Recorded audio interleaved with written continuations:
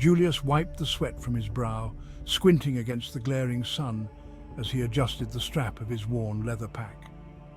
The desert stretched out before him like an ocean of desolation, but he kept walking.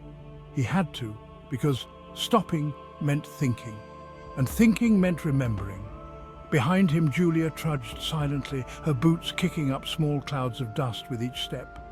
She was a year younger than him, but carried the same weary look in her eyes.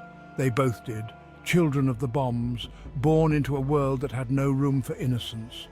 Her hand rested on the grip of the revolver at her hip, a constant companion since they'd left the safety of their hidden bunker.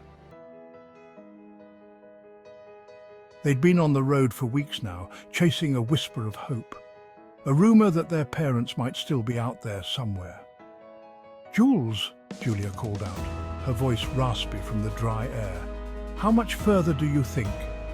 Julius glanced back at her, trying to manage a reassuring smile that felt out of place on his cracked lips. "Not sure. The last settlement wasn't too far from here, maybe another day or two." He paused, scanning the horizon. "We'll find them, Julia. I know we will." Julia's face remained neutral, but her eyes betrayed a glimmer of doubt. They had been searching for their parents for as long as they could remember, chasing rumors and leads through a wasteland that seemed to swallow everything.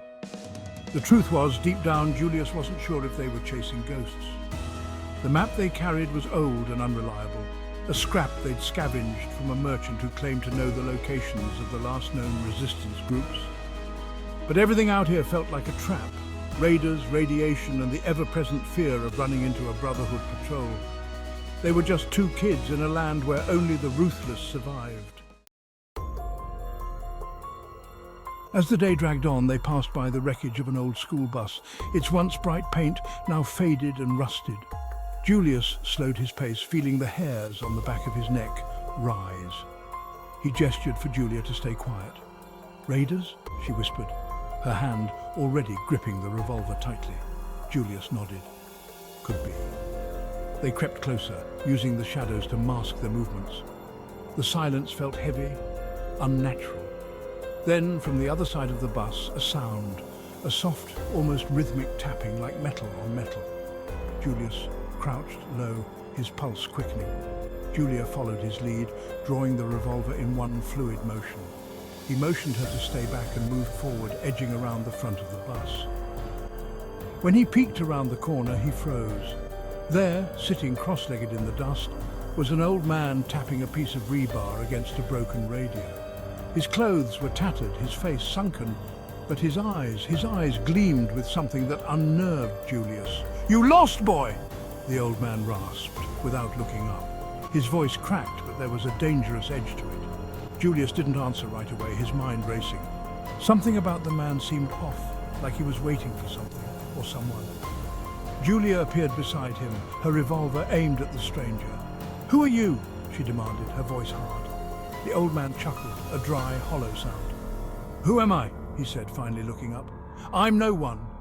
Just another relic in this wasteland, like you two." Julius lowered his rifle slightly, but didn't let his guard down. "We're looking for our parents," he said, watching for any reaction. "They were taken. Maybe by the Brotherhood, maybe someone else. You hear anything like that?" The old man's smile faded. His eyes darkened as if the mention of the Brotherhood had sparked something buried deep. "Taken, you say? If the Brotherhood's involved, you're chasing the wind, boy. But..." He hesitated, glancing off toward the distance. "I've heard whispers. There's a place to the north, past the Radlands, a camp. People like you searching for something that was taken." Julius felt a flicker of hope, but he didn't trust it. The old man's words were too vague, too rehearsed. "What's the catch?" he asked. The old man grinned, showing yellowed teeth. "No catch. Just be careful what you find. Some things lost in this world aren't meant to be found."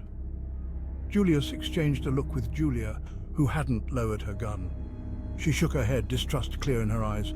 "Thanks," Julius said slowly, backing away. "We'll be careful." As they continued down the road, leaving the old man and his cryptic warning behind, Julius couldn't shake the feeling that they were walking into something far darker than they had ever imagined. But they had no choice. The wasteland offered few answers, and their parents were still out there somewhere.